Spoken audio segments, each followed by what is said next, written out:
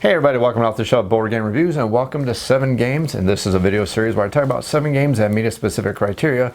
In this specific video, we're going to talk about 7 games that are great for solo gaming. Figured it'd be a good topic for this time where we're all trying to enjoy our hobby with the social distancing that's going on. So what I did is I went through and picked 7 games that I think are fantastic for the amount of replay, the amount of variety, and the amount of fun you get in one box, and the fact that every one of these games plays absolutely fantastic as a solo experience. Now, I was definitely looking for 2 big criteria when I made this list. One, these games have to have a lot of replay right out of the box without having to buy tons and tons of expansions. While there are some games that could meet that criteria, I don't want you to be throwing a lot of time trying to go order lots of expansions. So for example, the Arkham Horror card game, while it's a great game, it's great to play solo, the fact is even right out of the box you gotta buy an expansion. If you want to get any replay out of it, you gotta buy tons and tons of expansions, and even those expansions are only going to offer a couple hours of extra replay. So what I picked here is games that offer some fantastic variety, some fantastic replay out of the basic box, and these are games that all play great as a solo experience. So before we go ahead and do the rambling stuff, let's go ahead and start with the first game on the list. First up on the list is going to be Descent. Now, of course, I have Descent listed here, but you can pretty much throw in any one of the Fantasy Flight games, app-based games in the system right here. You can do Descent, you can go ahead and look at the Star Wars game, you can look at Mansions of Madness, you can look at the Lord of the Rings game. All those games are app-based games, and all these games create a campaign-based system that right out of the box offers a lot of replay potential, a lot of gameplay, and a lot of variety. And best of all, these games all play fantastically solo. Now, what every one of these games are, and let's just pick Descent and stick with Descent so I'm not running back and forth between all these games, is basically these are story-based games where you're going to pick a character and you're going to go through adventures, go through a campaign, and you're going to get a campaign book which is going to give you lots of opportunity to go through all these adventures. Now, the basic set of the game does allow you to have one person playing Overlord versus the other players, but what this game system has done over the years and continue to improve upon is creating an app-based system where the app controls all the adversaries. The app controls the story. So basically, you get to play this game solo and you get to create a hero from all the many different heroes based on the base set or based on the expansions, but all the extra heroes can give you the potential to go on these grand campaigns. Now, the app has lots of abilities to buy in-app purchases, and again, that can kind of add up over time. But the extra campaigns are not that expensive, usually about $5, and you're going to get many, many hours of replay out of these campaigns based on the fact that they are going to randomize every time you play them. Sure, you may have a grand goblin that you need to fight at the end of the campaign, but you're going to go through dungeons. They're going to be changing every time, different monsters and different layouts. You get the opportunities to go and explore in different ways and create these different rich campaigns. They're going to have lots of replay variety. Now, there's many themes that can fit anything you want. You have the fantasy if you want to play Descent. You have the Star Wars universe if you want to play sci-fi. You have the Mansions of Madness if you want to go for a horror themed. Or if you're a fan of Lord of the Rings, there's also a Lord of the Rings app-based game. Now, again, these games are really great. They offer randomized dungeons, randomized replay, and the great thing about these games is they do play fantastically solo, have many, many hours of replay potential in one box through the amount of campaigns, the replay with your heroes, and the fact that you can enjoy this game on the table. That's Descent, or really any of the, honestly, I could say, honestly, any of these app-based games created by Fantasy Flight Games.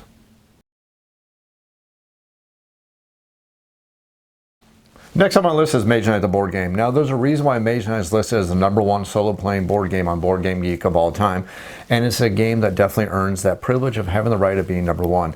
Now, Mage Knight the board game, this is quite simply, it's just a deck building game, and yeah, it does look very complex on the surface, but after you learn how to play the game, it's not that tough. You have your basic deck building game where every single player is going to get a deck of cards. They're going to use these cards every single turn to perform various different actions, such as exploring the land, attacking enemies, attacking bad guys, or maybe if you get a couple expansions going after some of the grand generals, or even attacking castles, but that's all going to be based on the scenario you pick when you decide to play the game. Your basic objective in this game is you are a Mage Knight and you're trying to complete a quest, and you're trying to score the most amount of victory points by the time you complete the quest. That is, of course, assuming that you complete the quest successfully, because this game is actually a very rich, very deep, very challenging game that has a lot of replay potential based on exactly how the game is going to play out. Because every single time you play this game, you're going to lay out the board randomly, you're going to encounter enemies randomly, you're going to gain extra treasures, extra powers, and extra abilities randomly or based on the decisions you do, and you'll also be able to hire armies, generals, and other things to help you on your quest based on what kind of quest you're trying to do, and that's another thing that adds to the variety of the game. You get a basic quest you're going to pick at the start of the game, whether that's going to be a blitz conquest or very complex quests where you're trying to defeat maybe a general or trying to stop something from happening. But basically this game has so much potential in the box. Add in the fact that when you start adding expansions, they're going to start adding in extra different characters you can play on, different things to add in, a different way the game is going to play out, different potential ways to play this game, and you have so much potential in a game that's going to offer you hours upon replay, hours of potential, hours of variety. And this is a game that's going to reward skill, ability to get more proficient with the game, and the more you play this game, the better you're going to get the game, the more fun you're going to have, and you're going to see that there's so much potential replay built into one base game. That's Mage Knight, the board game.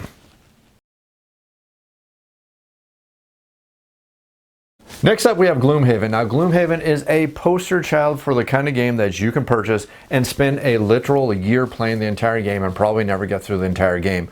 Because Gloom Haven is a RPG in a box. It's also a strategy game, but it's a very Euro-style fantasy RPG where the player is going to create a hero and you're going to go through this grand campaign. This campaign is so large and so big that your hero may not be the hero that actually ends the campaign, because as you play this game, you're going to unlock so many different things. You're going to unlock extra heroes, extra stories, extra paths you're going to traverse, and you're even going to unlock this gigantic map that I'm going to lay out right here because it is so darn huge that it doesn't even fit out there on the board.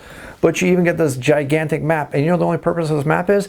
It's just to show you extra things you're unlocking as you're exploring this grand world, and you may never see every single thing in this game because the game has approximately 100 different little adventures on these maps that you're going to create every time you play a game.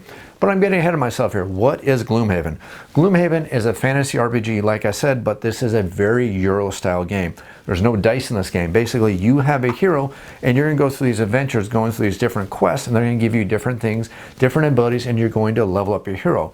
But the cool thing is this game has a lot in common with games such as Mage Knight, which we already talked about, where this is a complete card-based system.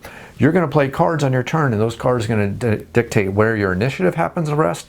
They're going to dictate the actions you're going to take on your turn. And the really cool thing, and actually something I really appreciate about this game, is that your cards you play are also going to dictate the amount of experience you're getting as you're playing the game. This isn't a game where you're racing to go out there and take the grand bad guy to get the most experience, such as games such as Shadows of Brimstone. This is a game where you want to use your abilities as efficiently as possible to help your entire party to get through the adventure, because the more you play your cards, the faster you're going to gain experience, the faster you're going to level up, the faster you're going to experience everything that this game has. Now, I'm not going to give you any spoilers, but this book right here has approximately 100 different adventures inside it. And okay, spoiler alert, if you don't want to see any spoilers, quickly turn away from your screen. Huge spoiler, I'm going to show you the first adventure. It's not really a spoiler because it's the first adventure. But this shows you just one of the sample adventures you're going to play through, and the results of that adventure and the decisions you make on that adventure and what's going to happen at the end of the adventure is going to decide what's going to go on further, as you also have these cards that you're going to also use to explore this world. These cards are going to give you decisions on the back which may unlock extra things in this world, extra places to explore, extra things to do, and like I have already said, it's also going to allow you to unlock extra heroes, because at the very start of the game you're only going to start with a certain amount of heroes. The things you do, the things you decide, and the grand quest that specific hero is on in this grand world of Gloomhaven is going to decide when that hero can retire, and their retirement is going to potentially unlock extra heroes.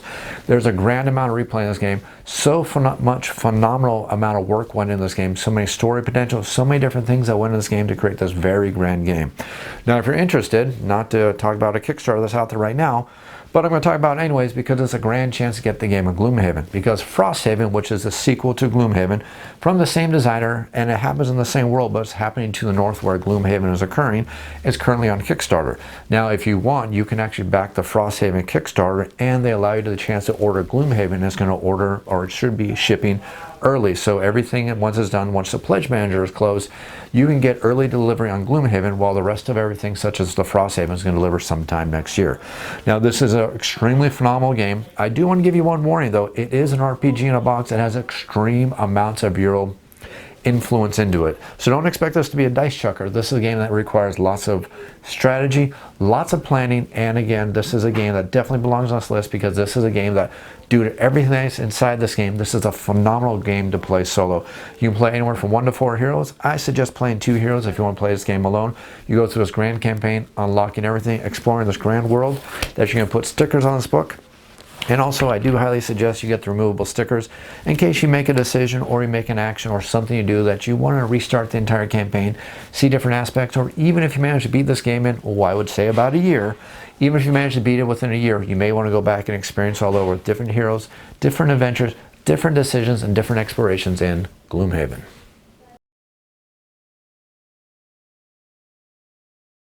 Next up on the list is Robinson Crusoe. Now, Robinson Crusoe is a cooperative game that plays fantastically solo. It's a Euro-style game of survival. Actually, it's a game of completing different missions, because this is a scenario-style game that if you manage to get the expansion, and I highly, highly recommend you get the expansion adds a campaign-based system where all your decisions carry through an entire campaign.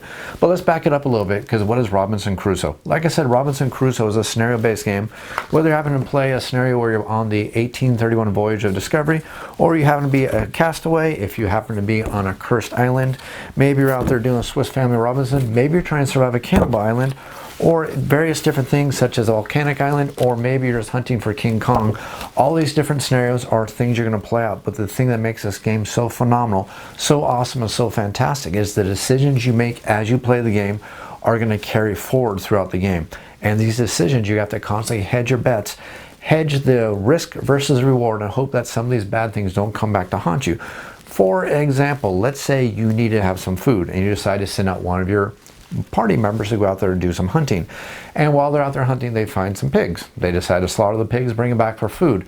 But what you don't know is that you're now going to slide that card into the deck, and if that card comes back up, what's going to happen is the boar that is the parent of that pig is going to come through and raid your camp, possibly attack your heroes or your survivors, or do something along the lines.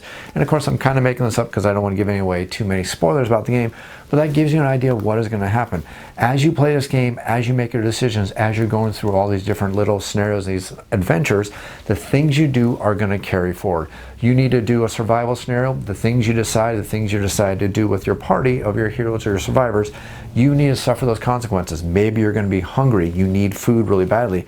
Your players find some berries. Now the decision is, do you take the berries and eat them and take care of your hunger for this day, but risk the chance that the berries may come back? If they come back, you may find out those berries are poisoned, and your survivors are going to take extra damage. Maybe you're going to go out there and hunt for some great wild beast, and maybe you're going to find the signs of that beast, but leaving your camp unguarded is going to cause extra complications. All of this goes into Robinson Crusoe, creating this fantastic scenario-driven game that has a phenomenal amount of replay, a phenomenal amount of challenges, and if you get the Mystery Tales expansion, you're going to see that the decisions you make on every single one of these campaign adventures is going to carry through an entire grand campaign, and your goal is to see if you get through this grand campaign and survive with all the decisions and all your consequences you need to live with as you carry through this entire grand campaign.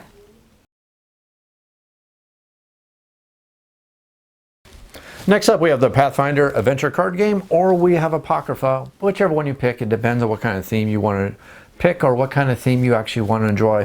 Fantasy or modern sci-fi horror, they're pretty much the exact same game, pretty much the same pedigree, same designers, so you see a lot of how each one of these games influences each other. But instead of rambling about the let me tell you exactly what these games are. Now I'll start with the Pathfinder adventure card game, and again, this applies for both the games, so this is pretty much interchangeable. But the basic idea of this game is this is kind of a deck style building game where you're building up your hero, because you're going to have a deck of cards with your hero, and you're going to use these deck of cards to go take your hero to various locations, and you're going to encounter these locations, whether it happens to be traps, whether it happens to be enemies, whether it happens to be boons or negatives or positives. It's going to be based on whatever you're going to explore on those locations. Once you figure out what you're going to explore those locations, you're going to play cards that's going to allow you to roll dice. The results of whatever you roll on the dice is going to determine if you manage to conquer that card by adding it to your hand, defeat that card of an enemy, sending it away back into the box, or the decisions you're doing are going to affect how that's going to work out. Your basic idea of most of these is you're going to have some kind of quest where you're trying to defeat a bad guy or certain different generals of the bad guy. Once you defeat the bad guy or chase him off, what you need to do, you finish that adventure. Now that's Pathfinder, and again, Apocrypha is pretty much the same thing, but it takes a lot of theme and a lot of influence from modern TV shows such as Supernatural or Grimm, or shows like that, where you're basically a saint and you have the ability to see the bad guys that nobody else can see. You're going to go to various different locations, sounds a little familiar, and you're going to explore these locations, and you're going to have encounters with bad guys, and you're going to try to conquer these bad guys, by playing cards, and the cards you play will allow you to roll dice, and whatever you roll on these dice is going to decide if you defeat the encounter, add the encounter to your deck, or add the boon to your deck, whatever you're going to do. So these games do play pretty darn similarly.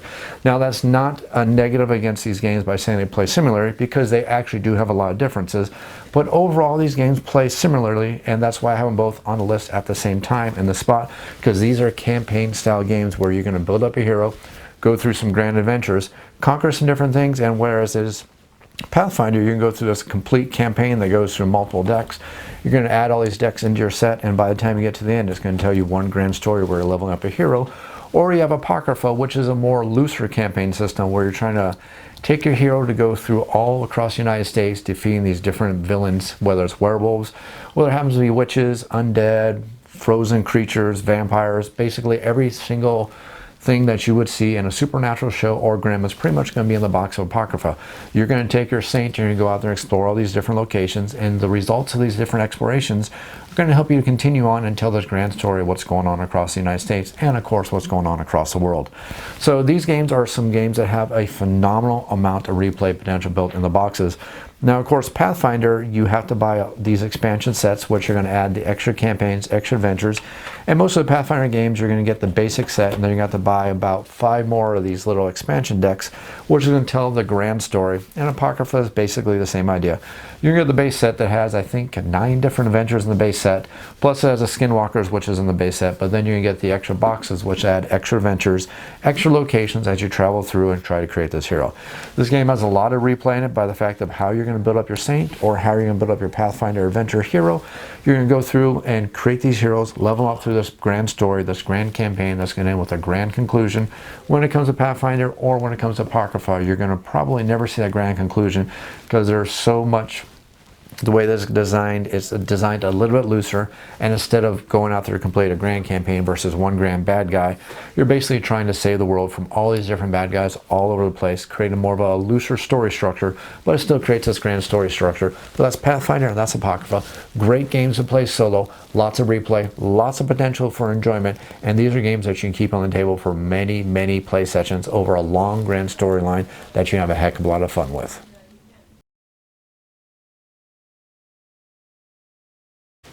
Next up is Warhammer Quest Blackstone Fortress. Now, I really had a tough decision putting Warhammer Quest in here because I was really competing between this game on the list and also putting Shadows of Brimstone on the list, but I went with Blackstone Fortress as this miniature style game for 2 different reasons here. One, I put it on the list because it is a futuristic sci-fi style game, and I think that's kind of style game that's not represented too much. We have tons and tons and tons of fantasy games, but we don't have too many futuristic games. And not only that, this game offers one thing that Shadows of Brimstone never does offer, and that's a really cohesive storyline, a campaign-based system where you feel like you're going through a complete objective trying to tell a grand story. Whereas Shadows of Brimstone was basically just about your hero trying to get to level 8 to end the hero and start another game because it was all about the hero. But I'm kind of rambling on here. What is Blackstone Fortress? Blackstone Fortress is a spiritual successor to Warhammer Quest Silver Tower, which is, we all know, is a spiritual successor to the game from the 80s, which is Warhammer Quest. And in this game, you are going to pick some heroes. You're going to go through this grand campaign. Now, the campaign for this game, in the very basic set, is you're trying to find these various 4 different strongholds. Once you manage to defeat all 4 of these strongholds, you're going to lock your final target, which is the heart of this Blackstone Fortress. And the cool thing is the way the game is going to be set up every time you play it is you're going to take a couple different cards from the challenge deck. You're going to take a couple different cards from the combat deck, and you're going to shuffle these all together, and then you're going to randomly draw these cards out, and that's going to tell you what's going to happen on your current adventure. You're going to have challenges that may come up sometimes. You're going to have combats that are going to come up sometimes. It's going to tell you how to build your combat board. After you decide that you want to flee because your heroes are either too hurt, you started suffering casualties, or you managed to find a couple different clues, you're going to return to the spaceship where you get the chance to get some archaeotech to upgrade your heroes, get different abilities, new equipment, new gear, or even manage to unlock these really super powerful special kind of weapons. Now, this game is a really great game, but it's also very challenging and has some very unique mechanics that when you first start playing the game, they're kind of like, why the heck am I doing this? But as the more you play this game, you realize that's actually really phenomenal. And what I'm actually talking about is I'm talking about the AI of the game. Because every time you play this game, you're going to roll the AI for every one of your enemies every single round that they're going to activate. So you're not going to activate a group of enemies and they're going to respond to a certain kind of AI. Every single one of the bad guys in that specific group is going to respond to their own kind of AI, which creates this really interesting thing where it makes the firefights seem very dynamic, very cool, and they create some very interesting circumstances where your decisions can actually really matter, because you can't anticipate what the AI is going to do all the time, because it's a very creative AI, and this is going to be listed on the back of every one of these enemy cards. You're simply going to roll a die, and it's going to do a basic kind of AI behavior based on how it's positioned versus your heroes, basic where it is based on the board or various different decisions, and then your roll of die is going to decide how the AI is going to exactly act on that turn. And it creates this really interesting dynamic with multiple different AI cues where there's different encounter cards, different abilities, and you're going to work through this grand adventure of going down these maglevs, exploring these different combats, exploring these different challenges in an effort to unlock the final Blackstone Fortress. Now, this game does have a lot of expansions out for it already. There's different expansions that are going to add extra enemies, different kind of creatures, different encounters, or they're going to add to the difficulty, to the challenge, and tell some more grand stories. And there's even a manual that actually has a lot more to the game. So this game at this point has a lot of replay potential, a lot of great stuff built into the game, some really interesting mechanics that create a very dynamic game that is very enjoyable, and it's a game that you're actually going to enjoy playing more and more and more, even once you beat the grand first campaign. You'll enjoy going back and playing it again and seeing if you can have certain heroes survive, explore different things, or manage to get different gear, different upgrades, or different exploration as you play into the Blackstone Fortress.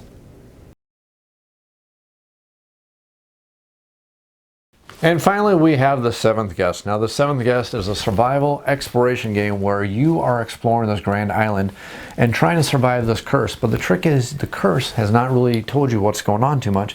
It's basically going to give you some very simple clues of what you need to do to try to complete this quest. And you're going to remove the curse by going out there and exploring this island. That's going to change every single time you play the game. You're going to get a fog of war, and you need to explore all the different lands that find out exactly what the clues are, what is going on, what this curse is, and what this curse is doing to you. But you're trying to beat a tyrant, because eventually what's going to happen is this curse is going to defeat you. So you're going through a stack of cards, playing skill cards that allow you to various ways to explore the island, while you're getting various different things that you're trying to build by exploring this island.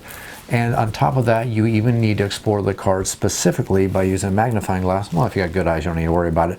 But there's going to be clues on top of some of these cards that may tell you to unlock other locations, unlock other supplies, or do different things on this grand quest style game that almost feels like somebody took the classic game Myst and brought it out onto this grand card game that creates this wonderful environment where you're trying to complete this very horrible curse that's trying to defeat you by exploring this land, trying to get supplies, trying to survive. And I'm trying to be very vague here because I don't want to give away too many spoilers, because this is a game that you want to enjoy the experience of without getting too many spoilers.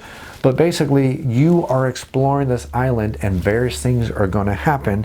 They're going to give you various different clues, various supplies that allow you to survive, but you're constantly fighting a timer.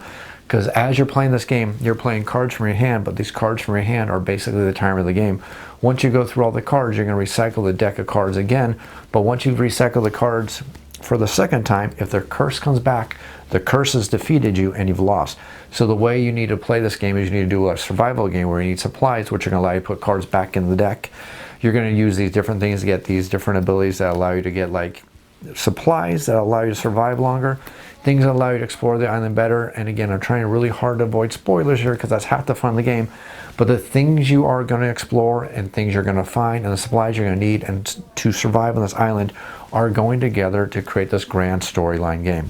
Now, the basic game comes with a lot of quests and a lot of curses in the basic game, and you can ramp up the difficulty or lower the difficulty, but there's a lot of replay potential and a lot of long storyline that's in this game. It's quite possible for the very first curse that you play to take about 20 hours. And again, there's multiple curses in the base box. And there's an expansion that adds even more curses to the game, adding more variety. Plus, on top of that, the really cool thing is the game does have a save system.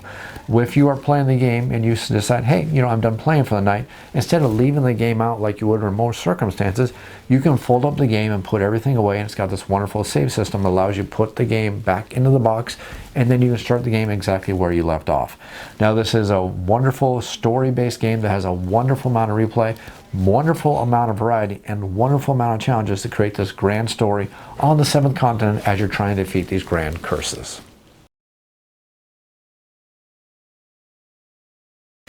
Hope you enjoyed this video covering 7 great games that play fantastically solo and have a wonderful amount of replay, a lot of potential, and a lot of great storyline to enjoy as you play out through these grand games. If you have any comments or questions, make sure you leave them down in the YouTube comments down below. I'll be sure to answer them as quickly as I can. You can also feel free to email me at offtheshelfboardgamereviews. That's otsbgr@gmail.com. I'll be sure to answer your email as quickly as I can. If you enjoyed this video and enjoy this video series, click that like button, click that subscribe button, and as always, thanks for watching.